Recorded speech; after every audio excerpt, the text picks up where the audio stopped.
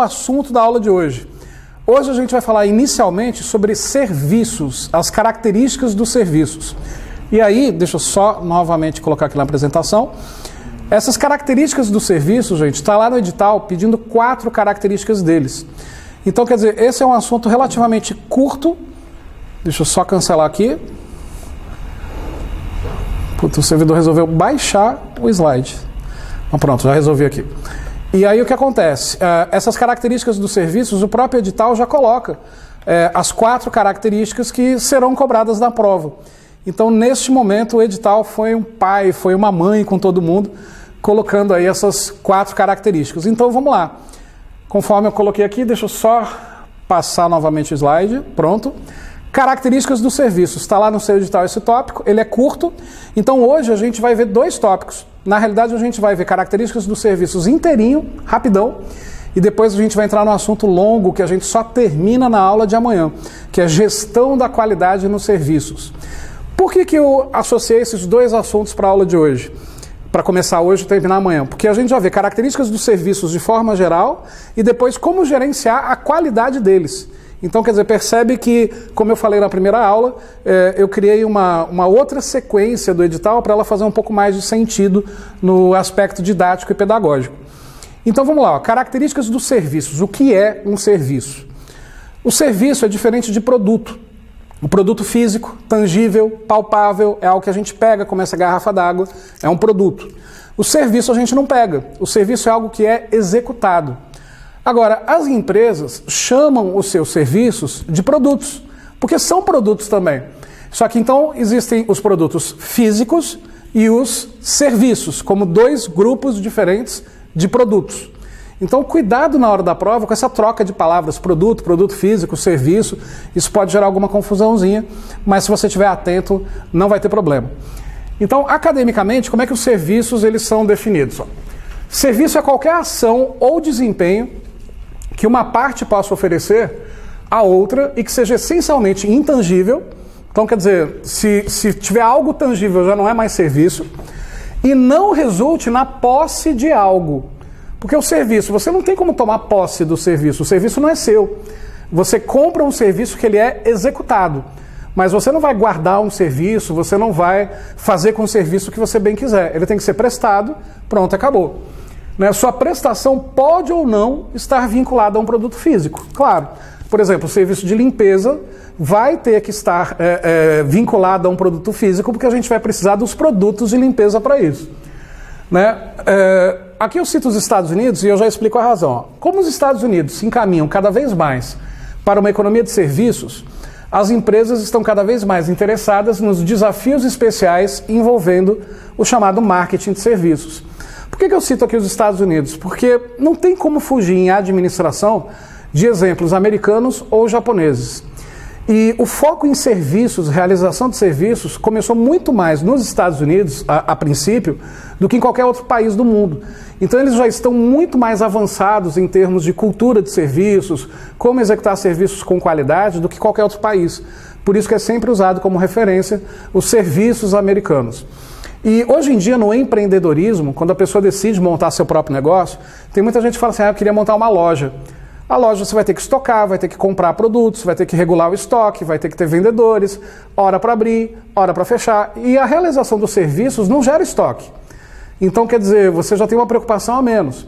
Dependendo do serviço, ele é realizado em qualquer horário, não necessariamente no horário estabelecido como horário comercial. Então, quer dizer, há uma liberdade maior no empreendedorismo para a prestação de serviços. E hoje, envolvendo o aspecto digital, o mercado digital, há uma liberdade maior ainda. Serviços podem ser executados enquanto o prestador está dormindo. Quando você deixa, por exemplo, um conteúdo numa plataforma onde a pessoa adquire o conteúdo, automaticamente a plataforma já envia o login e a senha e a pessoa começa a consumir o serviço, e sendo que o prestador já deixou aquilo gravado e ele está realizando outras coisas, ou ele está dormindo, enfim, está fazendo qualquer outra coisa. Então, assim, hoje em dia os serviços vêm crescendo bastante. E não, é óbvio que esse assunto está no seu edital, porque o banco, né, não só o Banco do Brasil, como qualquer banco, ele vive de prestação de serviços e não de produtos físicos ou tangíveis. Então, obrigatoriamente, esse conteúdo está presente em todas as carreiras bancárias.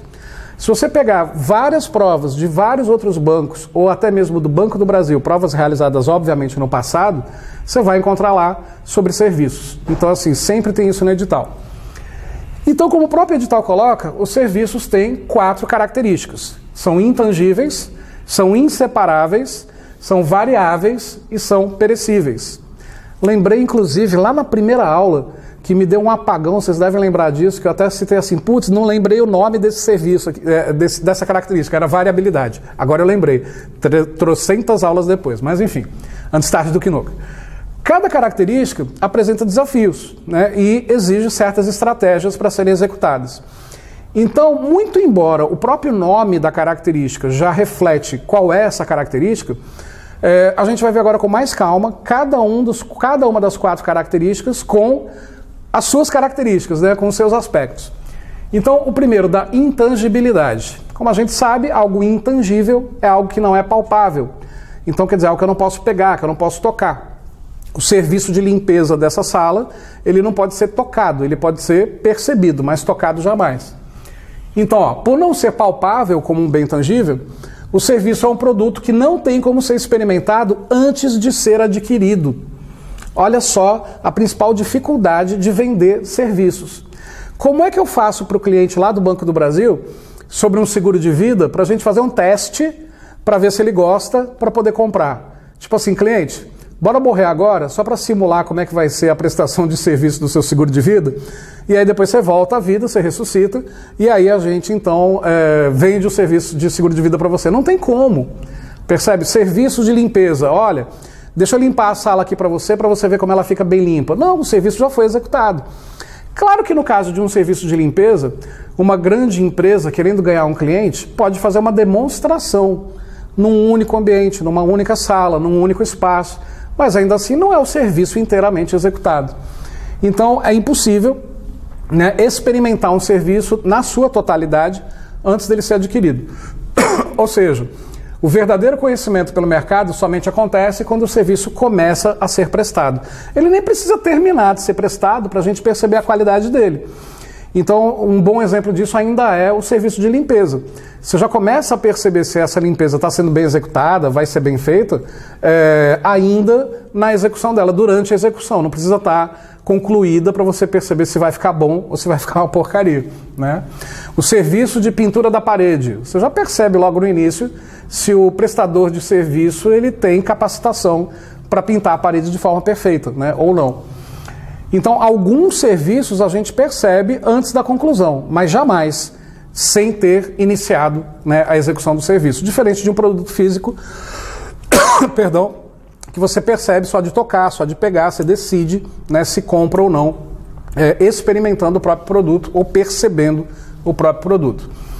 Para minimizar as incertezas que surgem nos mercados-alvo em relação aos serviços e a sua capacidade de satisfazer as necessidades, as organizações procuram trabalhar elementos que evidenciem a qualidade daquele serviço. Como assim? Se eu vou vender o serviço de limpeza, eu posso mostrar para o meu futuro cliente os produtos que eu utilizo, que são produtos de alta qualidade, por exemplo, e são físicos. Se eu vou executar o serviço de pintura de parede, eu posso mostrar para o meu cliente o tipo de tinta que vai ser utilizado, o tipo de material que é utilizado, se o pincel, o rolo tem mais qualidade, enfim. Você percebe então que neste caso, perdão gente, desculpa pelas tosses, mas o frio realmente está intenso aqui. E hoje o bicho pegou. Então o que acontece? Você percebe por alguns elementos físicos que são usados no serviço, se ele vai ter qualidade ou não. Então quer dizer, está se tentando dar alguma tangibilidade para aquilo que é intangível. E esse é o grande segredo de vender serviços. Então, por exemplo, você, futuro escriturário, futura escriturária do Banco do Brasil, vai vender um seguro de vida. Como é que você dá tangibilidade para o seguro? Pela qualidade da sua prestação de serviço. É assim que o cliente vai perceber se é confiável ou não, pela forma que você apresenta. Uma outra forma de você dar tangibilidade é citando provas sociais. Clientes que tiveram uma boa experiência na execução de um determinado seguro, do seguro do carro, como que ocorre o atendimento pós-sinistro do veículo e mostrando boas experiências de outros clientes que, obviamente, adquiriram esse serviço anteriormente. Então, como que a gente pode dar alguma tangibilidade para o serviço que é intangível? Por meio de instalações, de pessoas, de equipamentos, material de comunicação, símbolos e pelos próprios preços. Os preços passam um aspecto tangível para o serviço, obviamente naquela percepção que a gente viu na aula de ontem do cliente, na relação custo-benefício, de perceber o valor agregado na prestação daquele serviço. Um pouco mais de tangibilidade ao serviço é essencial para tornar, então, tangível aquilo que é intangível, como eu já coloquei. Então, essa é a primeira característica que está lá no edital. Vendo agora de forma um pouco mais ampla. Inseparabilidade, outra característica dos serviços que está no seu edital. Todo serviço é inseparável. Eu não tenho como limpar metade dessa sala e dizer que a sala está limpa. Ela vai estar limpa se ela estiver inteiramente limpa. Óbvio que eu tenho como limpar metade dessa sala, mas ela não vai estar limpa. Se eu pego uma parede para pintar e pinto só a metade, beleza, metade da parede está pintada, mas a outra metade não adiantou nada. Na realidade deve ter ficado mais feio do que antes. Uma parede metade pintada, metade não, provavelmente vai ficar horrível. Então, quer dizer, eu não tenho como desmembrar o serviço. Ou eu executo ele inteiro, ou eu não executo. Então vamos ver como é que, de forma geral, os autores colocam isso na linguagem de banca. Não é possível estabelecer uma separação entre a produção e o consumo dos serviços, como se faz com os produtos físicos que são produzidos, armazenados, estocados, transportados e posteriormente adquiridos e consumidos. Então, quer dizer, tudo num produto físico é dividido em etapas, no serviço não. Ao mesmo tempo que ele está sendo executado, ele já está sendo consumido. Então, os serviços são consumidos simultaneamente à sua produção, ou seja, ao mesmo tempo em que é prestado. Ao assistir a aula numa escola, o aluno está assumindo o produto ensino ao mesmo tempo em que ele está sendo prestado. Então, quer dizer, neste exato momento, vocês estão assimilando o conhecimento, no exato momento que o serviço está sendo prestado. Percebe como o consumo está ocorrendo durante a prestação do serviço? O que evidencia a relação próxima que se estabelece entre aquele que presta o serviço, no caso da aula, eu, os aprovadores, o CPC, e aquele que o recebe, vocês alunos que estão assistindo a essa aula. Então o que ocorre? Se o serviço for prestado por uma pessoa que de repente não tem simpatia, não tem empatia, não se coloca no lugar do cliente, não escuta o cliente, não tenta de alguma forma diminuir as possíveis insatisfações, as ocorrências, você já vai ter uma percepção de serviço mal prestado, por mais que ele seja bem prestado. Vocês devem lembrar no passado de algum professor na época de segundo grau ou na época de faculdade, que lá isso é mais comum, daquele professor assim, meu Deus, que droga, eu vou ter que assistir a aula daquele cara. E tinha que assistir a aula, porque o semestre inteiro com aquele professor numa faculdade, ou então o ano inteiro na época do segundo grau ou do primeiro grau. E isso não diminui a qualidade do conhecimento que possivelmente ele está prestando. Mas o fato de repente, ser uma pessoa mais emburrada, uma pessoa menos amistosa, menos próxima do seu público. E isso cabe a você também, futuro escriturário, escriturária do Banco do Brasil. Você vai ter que ser próximo e próxima ao seu público, para que o cliente perceba que o serviço foi bem prestado.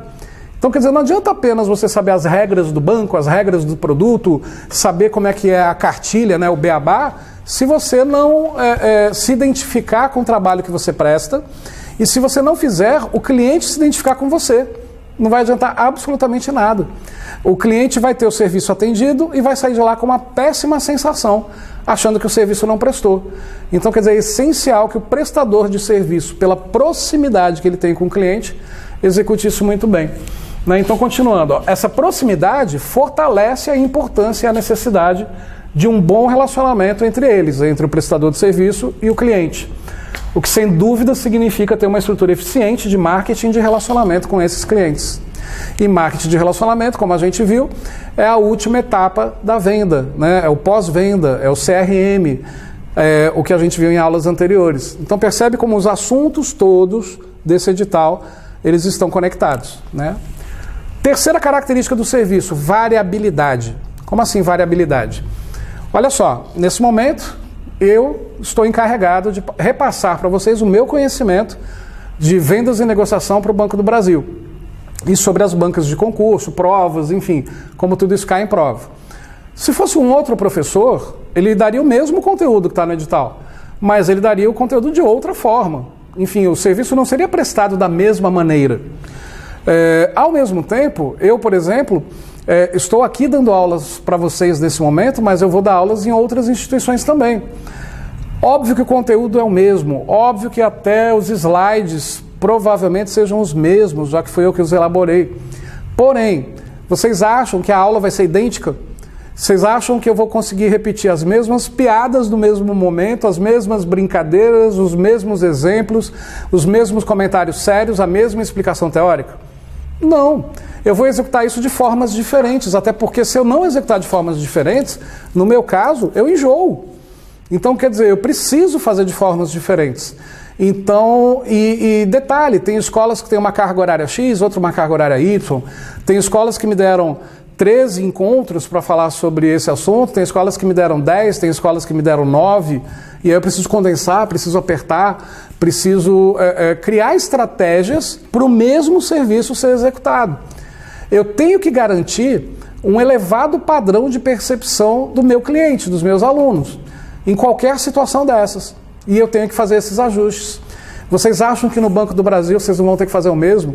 Vocês vão vender o mesmo plano de capitalização, o mesmo seguro de vida, o mesmo seguro de carro, o mesmo financiamento. Você tem que seguir as regras do banco. Mas a forma de você vender vai ser sempre a mesma? Tudo que você vai falar para cada cliente vai ser sempre a mesma coisa? Jamais. Então, todo serviço é variável porque quem executa é um ser humano, que não é um robô, que faz tudo igual, sempre, todo santo dia.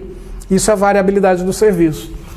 Então, como está aqui, ó, por depender de quem os realiza, assim como onde e quando são realizados, os serviços apresentam um elevado grau de variabilidade, tornando-se um desafio aos gestores estabelecer um padrão que assegure qualidade e identidade aos serviços prestados.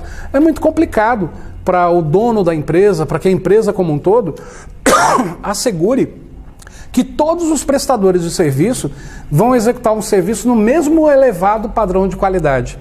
Então, o que a empresa tem que fazer, galera? Ela tem que estabelecer um padrão mínimo, com treinamento, né, com treinamentos repetitivos e exaustivos à equipe, para mostrar que o mínimo que nós aceitamos de qualidade na prestação de serviço é essa daqui. E esse mínimo não pode ser pouco, é um mínimo que já é elevado, é um mínimo que já deixa o cliente encantado. Mas os atendentes, de forma geral, precisam ser treinados a estabelecer um padrão mínimo, e dali para cima é com eles. E isso vai variar, obviamente, de atendente para atendente. Então eu citei aqui um exemplo de um hospital público. Ó. No hospital público, por exemplo, é bem provável que 2 clínicos gerais realizem de forma diferente a prestação do mesmo serviço, sendo a garantia de um padrão de qualidade uma preocupação do gestor desse hospital. Então, quer dizer, eu citei aqui o hospital no material, citei aqui a sala de aula para vocês, citei o banco, então está aí todos os exemplos possíveis para você assimilar melhor o conteúdo. Para Kotler e Keller, Kotler, galera, vocês sempre vão ver esse nome citado até no meio das questões de provas de concurso. Philip Kotler é um americano, hoje de idade bem avançada, salvo engano já está beirando os 90 anos de idade, que é considerado o papa do marketing. Todos os livros que as faculdades utilizam de marketing, se não passar por pelo menos uns 5 livros do Philip Kotler, não é uma faculdade de qualidade. Então, quer dizer, sempre tem o Philip Kotler. E o cara conseguiu se atualizar, mesmo com a idade avançada. Os americanos são foda. Ele lançou um livro há alguns anos chamado Marketing 4.0, onde ele pega todo o conhecimento dele em marketing de todas essas décadas e transforma isso em marketing digital. Então, quer dizer, muitas das questões que vocês vão encontrar em prova podem ter sido tiradas do Marketing Digital 4.0 do Philip Kotler. E até algumas questões que eu criei para ilustrar as nossas aulas, eu também retirei desse mesmo conteúdo. E o que o Kotler diz? Ó? Os gestores devem investir em bons processos de contratação e treinamento, padronização do processo de execução do serviço, com toda a organização e acompanhamento da satisfação do cliente, né, para assegurar a menor variabilidade possível dos serviços prestados pelas organizações. Então, o Kotler coloca, não adianta apenas treinar as pessoas para executarem um elevado padrão de qualidade. A empresa também precisa verificar, medir, acompanhar, para perceber se esse padrão mínimo de qualidade está sendo executado. E a partir do momento que atendentes, de forma geral, começam a elevar ainda mais esse padrão de qualidade, por meio dessas pesquisas, as empresas podem, de alguma forma, estabelecer novos treinamentos, novos limites maiores, ou melhor, novos níveis mínimos cada vez mais elevados de padrão de qualidade para serem executados pela mão de obra. Então isso é a variabilidade. E a última característica, perecibilidade. Todo serviço é perecível. Eu sei que isso pode parecer estranho. Perecível é a maçã que a gente compra, que daqui a pouco estraga. Perecível é a cerveja, que se abriu e não bebeu vai ficar choca. Né? Perecível é qualquer item que tenha prazo de validade. Como é que um serviço pode ser perecível, Wendel? Olha só, gente, todo serviço começa a perder a sua validade assim que ele é executado.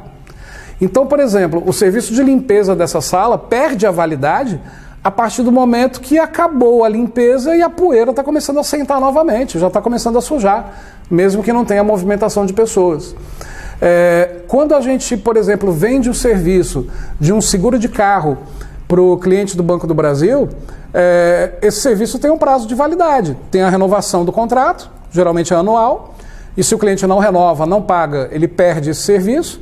Então, quer dizer, perdeu a validade, ou quando ocorre um sinistro. Quando ocorre um sinistro, beleza, o seguro vai cobrir tudo, vai te dar o carro reserva, vai, no caso de perda total, cumprir o que foi colocado no contrato, e aí para o novo carro, um novo contrato. Então, assim, todo serviço perde a validade muito rápido. Então, sobre essa questão da perecibilidade, ó, assim como bens tangíveis, os serviços também são perecíveis, ou seja, deixam de existir num determinado período de tempo. No caso dos bens tangíveis, eles apresentam prazo de validade e podem ser estocados por determinado período de tempo.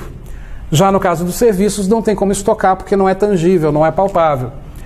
O que, portanto, se torna um desafio aos gestores para dimensionar a estrutura adequada para a prestação do serviço sem excesso e sem escassez. Como assim? Vamos lá, a gente decidiu abrir uma empresa de limpeza. E a gente vai vender serviços para outras empresas que desejam a mão de obra terceirizada.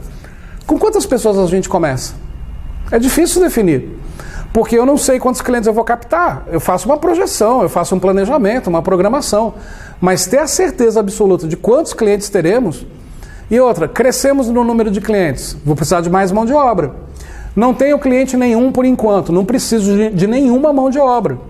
Então é complicado, no caso do serviço da limpeza, a gente conseguir quantificar a quantidade de trabalhadores, a quantidade de produto de limpeza que a gente tem que ter no estoque, a quantidade de equipamentos. É complicado. Então, quer dizer, a ausência da necessidade do estoque, o que poderia ser um facilitador, pode ser um problema, no sentido de não sabermos gerenciar de forma adequada qual seria a quantidade suficiente para executar um serviço de qualidade. Óbvio que você vai começando a prestar esse serviço e, com o passar do tempo, você vai percebendo a necessidade de ampliar as compras dos insumos, das matérias-primas, como também a aquisição e treinamento da mão de obra que vai executar esse serviço. Por isso que os concursos ocorrem a cada 2 anos, ainda sendo prorrogados por mais um período, mas justamente para que dê tempo também do órgão quantificar a necessidade de mão de obra, para poder, então, abrir novas vagas para o próximo concurso. A lógica é a mesma. Então, imagine, por exemplo, a realidade das organizações que prestam serviço de transporte coletivo, que lidam com horários de pico na demanda pelos seus serviços, necessitando de maior estrutura para atendê-la, enquanto existem outros horários em que, se comparado com o de pico, praticamente não há demanda, levando ao desafio de desenhar o serviço de forma que ele possa atender plenamente as necessidades dos clientes e não prejudicar a organização com despesas desnecessárias para manter a estrutura, né, para os horários de pico. Então isso ocorre em cada cidade que tenha transporte coletivo. Óbvio que nos horários de pico tem que se ter uma disponibilidade maior, né, de carros pela rua, né, de carros que façam esse transporte, ônibus, enfim. Quando eu falo carros, né, veículos. E nos horários que não são de pico, menos ônibus rodando pela rua. Eu não posso ter a mesma quantidade. Quem vai estudar isso é a logística da empresa, no sentido de fazer estudos, obviamente, e ajustando aos poucos até se ter um número ideal para os horários de pico e para os horários que não são de pico, gerando assim uma redução de gastos para a empresa desnecessários. Então, da mesma forma, qualquer tipo de serviço tem que se levar em consideração as realidades e as necessidades do cliente, como nesse exemplo que eu citei do transporte coletivo. Beleza? Isso então é a característica da perecibilidade. Então essas são as 4 características que o seu edital pede. Para a gente fechar isso e ver algumas questões de como isso caiu em prova, eu coloquei aqui agora a informação de como exatamente transformar algo intangível, que é o serviço, dando um ar de tangibilidade para o cliente, conforme eu já citei. Então, primeira maneira, primeira coisa que deve ser executada para dar alguma tangibilidade ao serviço, aumentar a produtividade das pessoas envolvidas na execução deles. Então, quer dizer, se eu deixo essas pessoas mais produtivas, direcionadas, obviamente, ao cliente, eu vou dar para o cliente essa tangibilidade no serviço, porque ele vai perceber a qualidade da mão de obra, a qualidade do prestador de serviço. Ele percebe o treinamento que aquela pessoa teve, a sua dedicação, a sua empatia. Então, quanto mais treinada a mão de obra é, mais tangibilidade se dá ao serviço que está sendo executado. Segundo, aumentar e padronizar a qualidade do serviço prestado. Então, quer dizer, criar padrões, como eu já citei, padrões mínimos de qualidade.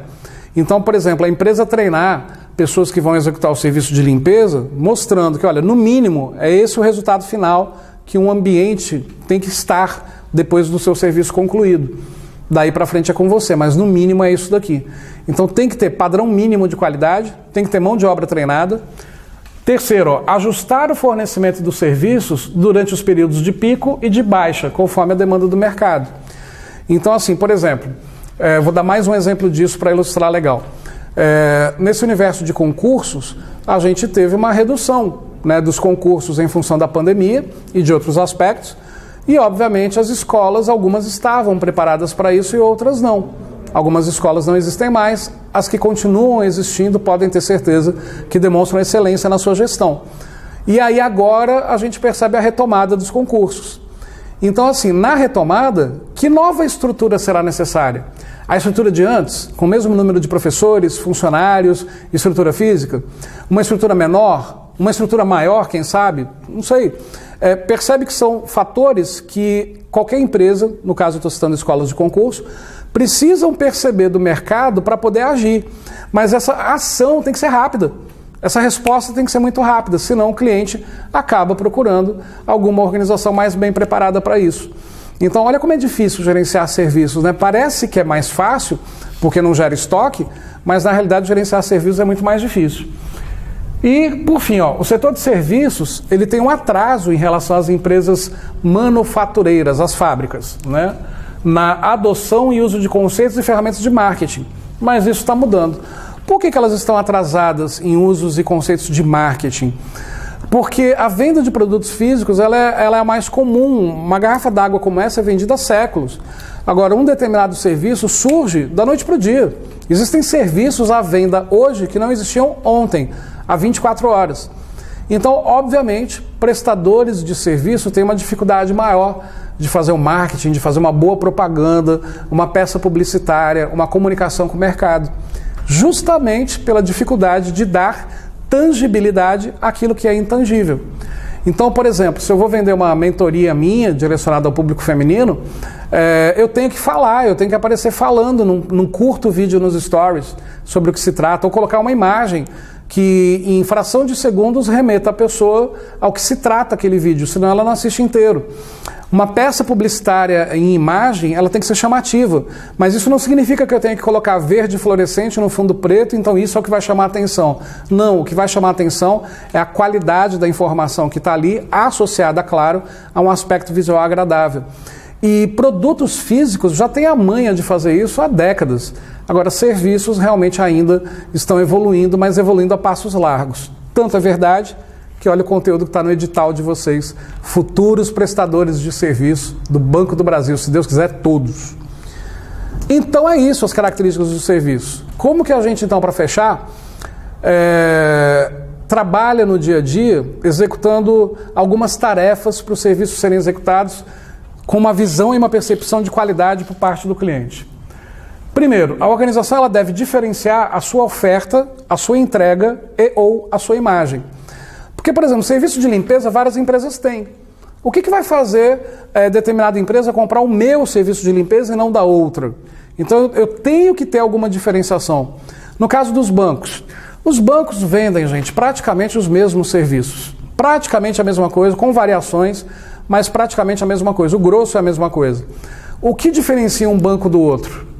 Então, por exemplo, se vocês estivessem aqui presentes em sala de aula, eu gostaria de escutar as respostas, na opinião de vocês, de qual banco te parece mais rápido dos bancos disponíveis aqui no Brasil. Então você tem Banco do Brasil, Caixa Econômica, Itaú, Bradesco, Santander e tantos outros. Qual desses te parece mais rápido e por quê? Provavelmente se você responderia pela tua experiência com aquele banco. Ou ainda por alguma percepção da forma que este banco se comunicou com você. Por alguma propaganda, alguma coisa assim que ficou na sua mente. Então, isso tem que ser diferenciado, a oferta, a entrega e ou a imagem da instituição. Segundo, deve administrar a qualidade do serviço para atender ou exceder as expectativas dos consumidores. Jamais para não atender. Ou a gente atende aquilo que a gente se compromete ou a gente supera esse atendimento. Jamais menos do que isso. Né? As empresas mais orientadas para o cliente, para o consumidor, têm um conceito, né? Um histórico de compromisso da alta administração pela qualidade dos serviços. Toda empresa que é orientada para o cliente, essa ordem vem de cima para baixo, essa cultura vem lá da presidência, vem lá dos acionistas. E o que eu quero dizer até aqui? Se a organização, a alta cúpula da organização não se preocupa com isso, não é o orelha seca, né, o operário, né, o peão no sentido não pejorativo, é o nome que se dá para os níveis mais baixos de qualquer hierarquia empresarial organizacional, não vai ter essa cultura se o dono não tem, se não é algo que vem de cima para baixo. É engraçado, muitas empresas culpam os seus funcionários por não baterem metas, não baterem cotas, não atingirem resultados, sendo que os donos, os acionistas, os sócios majoritários também não têm essa preocupação. Então, por que cobrar? Né? É como se os donos abrissem uma empresa e querem que o funcionário faça milagre para enriquecê-lo. E isso não ocorre em empresas prestadoras de serviço de sucesso. O envolvimento tem que ser da alta cúpula até lá embaixo.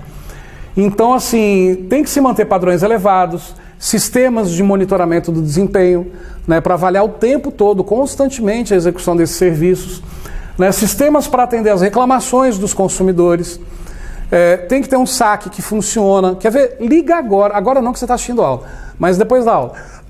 Tenta ligar num 0800 da sua empresa de celular para fazer uma reclamação, na Oi, na TIM, na Claro ou na Vivo. Tu não vai conseguir ser atendido, você vai ser atendido por um robô. O atendimento por robô é legal em vários aspectos. Ele torna o atendimento mais ágil. A gente vai ver isso, faz parte das aulas, inclusive. Mas em algum momento, talvez o cliente queira falar com um ser humano. E ele gostaria de falar rapidamente, ao invés de ficar digitando 9, depois o 7, depois o 1, escuta a gravação, digita o 9, escuta mais uma gravação, até chegar em alguém. Então, quer dizer, tem que ter elementos ágeis, né, para que os clientes consigam ser atendidos muito mais rapidamente. Né, no sentido de ter seus problemas resolvidos por um ser humano. Até que o robô poderia resolver, mas tem gente que quer e prefere ser atendida por um ser humano. Né? E tudo isso tem que ser levado em consideração na adequada prestação de serviço. E terceiro, deve administrar a produtividade dos seus funcionários para torná-los mais bem habilitados ainda. Trabalharem mais sem prejuízo de qualidade, industrializar o serviço, né, inventar novas soluções de produto, desenvolver serviços mais eficazes, incentivar para que os clientes consumidores substituam peças, né, ou usar a tecnologia para economizar tempo e dinheiro. Então, reforçando o que eu já havia dito, constante monitoramento da mão de obra que executa os serviços e, ao mesmo tempo, constantes ajustes para o aperfeiçoamento. Aí sim, a gente garante serviços de qualidade, né? O que acontece, gente? Os serviços, então, eles ocorrem durante a execução, óbvio. Só que eu posso vender para um cliente, seja um produto físico, seja um serviço, também incluindo serviços pré-venda e serviços pós-venda. Como assim, Wender? Pós-venda eu entendo. É criar relacionamento, convidar esse cliente a voltar à empresa, criar de alguma forma um vínculo. Mas pré-venda, como é que eu faço um serviço pré-venda? Parece estranho, né? Olha aqui o conceito, ó. Mesmo as empresas fabricantes de produtos devem manter e administrar um pacote de serviços aos seus consumidores. Para fornecer um melhor apoio, os fabricantes devem identificar os serviços que os consumidores valorizam mais e a sua importância e executá-los. O composto de serviços inclui serviços pré-venda, já até deixei em negrito, que são serviços de facilitação e serviços que agregam valor. Quer ver um exemplo? Vamos imaginar que você entrou no Instagram e viu ali uma loja de roupas. E você entrou em contato, perguntando o endereço físico daquela loja. E a pessoa responde, olha, nós vendemos pelo Instagram, mas temos também o endereço físico. Nosso endereço é na rua X. Mas, por favor, senhor ou senhora, em que horário podemos buscá-lo na sua casa, para que o senhor venha visitar a loja? Isso é muito diferente, é pré-venda. Aí, de repente, a loja chega numa limusine para te buscar. Nessa limusine, champanhe, refrigerante, água, salgadinho, uma boa música, o motorista abrindo a porta para você, fechando. Dia de princesa, né? Vamos dizer assim. Aí beleza, te deixou lá na loja. E você não comprou nada até agora, você só foi conhecer a loja. Aí eu te pergunto, será que sendo levada ou levado de limusine para uma loja que você ainda nunca foi, pela primeira vez, a loja te ofertando isso, mesmo que você não queira comprar nada, mesmo que você tenha achado tudo muito caro, será que você não vai se esforçar em levar alguma coisa pela experiência que você teve? Percebe que nesse caso é a loja criando uma experiência para o cliente, como a gente viu na aula de ontem, gestão da experiência. Então nesse caso é um pré-venda, a loja não vendeu nada ainda. E ela não exigiu que você comprasse, ela apenas foi te buscar como uma cortesia. Tá, que não seja numa limusine, que seja num Uber, vai. Vamos colocar um pouquinho mais do pé no chão. Mas, poxa, a empresa, ou então que você pegue o Uber, mas a empresa paga o seu Uber. Só para você ir até lá visitar e analisar se vai comprar alguma coisa ou não. Isso já é muito, né, no pré-venda. E no caso, serviços pós-venda, né, departamentos de serviços aos consumidores, é um exemplo de pós-venda, o saque, né, serviços de conserto e manutenção, são pós-venda. Tem várias lojas de roupa, por exemplo, que você pode levar a roupa para casa e se precisar de ajustes, você leva a roupa de volta e eles vão fazer os ajustes ali com costureiro, costureira próprio, sem cobrar um centavo por isso na primeira vez. Pô, perfeito. Claro, já cobraram tão caro o preço da roupa, né? Já está embutido essa prestação de serviço. Então percebe, os serviços, eles não ocorrem apenas no serviço propriamente dito. Se a empresa ofertar serviços pré-venda, o serviço propriamente dito de alta qualidade e serviços pós-venda, fechou, meu amigo, minha amiga. Aí, fidelizou de vez. Com certeza o cliente vai comprar sempre. Beleza? Isso é características dos serviços para o seu edital. Finish, acabou o assunto. Acabou o assunto nada, a gente agora vai ver exercícios. Vamos ver questões então sobre isso. A política de produto é uma variável que determina a posição da empresa no mercado. Decisões nesse campo afetam significativamente o interesse dos compradores. Quanto a esse tema, julgue os itens. O produto ampliado é o produto tangível somado a todo o conjunto de serviços que o acompanha. E aí, galera? Wendel, você não falou isso nessa aula de serviço? Sim, mas eu falei nas aulas anteriores. O que é o produto ampliado? E aí? Lembra daquela aula de custo-benefício, de agregar valor ao cliente? Ao que o cliente está adquirindo? Produto ampliado é a percepção do cliente que vai muito além do produto que ele está comprando. E o produto real é só o que ele está comprando. E aí, o produto ampliado é o produto tangível somado ao conjunto de serviços que o acompanha? Questão correta. Produto ampliado é o produto tangível somado a todo o conjunto de serviços que o acompanha. Mas o Wendel, se é um serviço... e eu estou colocando mais serviços para encantar o cliente, não é tangível. Gente, eu não acabei de falar que ao realizar essa percepção de produto ampliado, oferecer mais que o cliente deseja, o pós-venda e o pré-venda, você não está fazendo isso para dar tangibilidade ao serviço? O serviço é intangível, mas o produto ampliado se torna tangível na percepção do cliente. Por isso, questão correta. Outra. Uma aqui que já caiu para Banco do Brasil e escriturário. A diferença entre as percepções do cliente quanto aos benefícios e ao custo da compra e uso de produtos e serviços é denominada mix de marketing, mix marketing, né? Valor para o cliente, benchmarking, publicidade ou brand equity. E aí, galera? Obviamente, a resposta é valor para o cliente, né? Quando a gente está falando da diferença entre as percepções do cliente, o que ele percebe em relação aos benefícios e custos da compra, é a relação custo-benefício. Relação custo-benefício é valor para o cliente. Por isso, correta, B de bola. Mais uma outra de Banco do Brasil, escriturário também. Ao final do século XX, o foco da satisfação e atração de clientes, em termos de marketing, foi pautado no compromisso com a clientela, que passou a ser objeto de estudo, no intuito de se traçar o seu perfil, bem como na preocupação em agregar valor a produtos e serviços. E aí, se a prova fosse agora, você colocaria certo ou errado nesse item? Ao final do século XX, o foco da satisfação e atração de clientes em termos de marketing foi pautado no compromisso com o cliente. Correto. Que passou a ser o objeto de estudo, no intuito de traçar o perfil do cliente, bem como se preocupar em agregar valor aos produtos e serviços que chegam até esse mesmo cliente. Essa questão só reforçou o que eu coloquei repetidamente desde a primeira aula sobre criação de valor para o cliente. Questão correta. Próximo. Segundo atuais estudos de marketing, quando um cliente procura os serviços de um banco, além da busca de uma conta corrente, de uma linha de crédito ou de um cartão de crédito, outros valores como status, conforto e proteção também estão sendo valorados. E aí?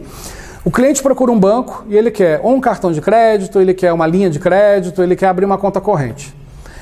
Ele, na sua opinião, leva em consideração também outros valores como status. Aí você fala, status não, né, Wendel? Status sim, galera.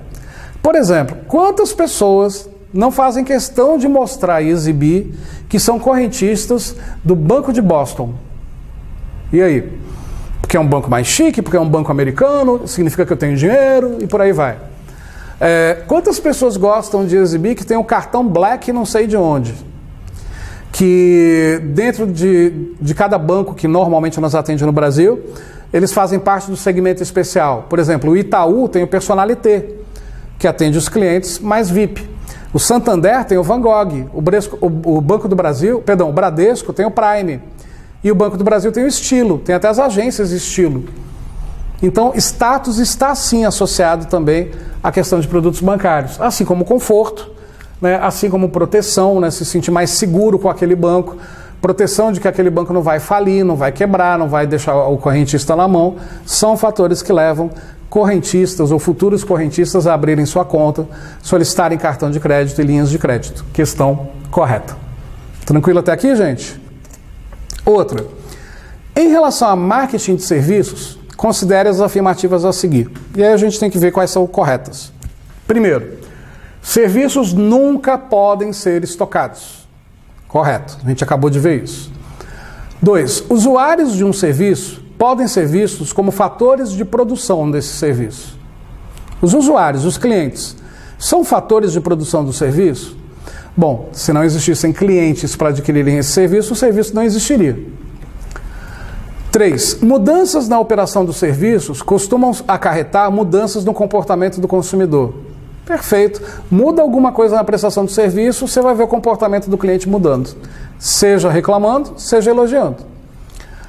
4. Qualquer elemento presente no ambiente de prestação de serviço, seja ele uma máquina, um equipamento, uma instalação, um funcionário de contato, ou mesmo outros usuários do serviço, tem o potencial de influenciar a avaliação que um consumidor faz do serviço. Perfeito também, totalmente correto.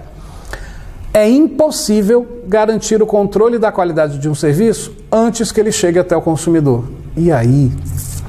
Garantir o controle da qualidade é impossível antes do serviço chegar até o consumidor. Qual que é a tua opinião? Essa é polêmica. Olha só, galera, o gabarito é a letra E.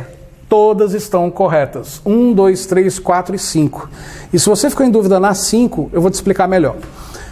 É impossível garantir o controle de qualidade de um serviço antes que ele chegue até o consumidor. Sim, é impossível. Wendel, mas as empresas não têm que ter um controle de qualidade bem definido? Sim!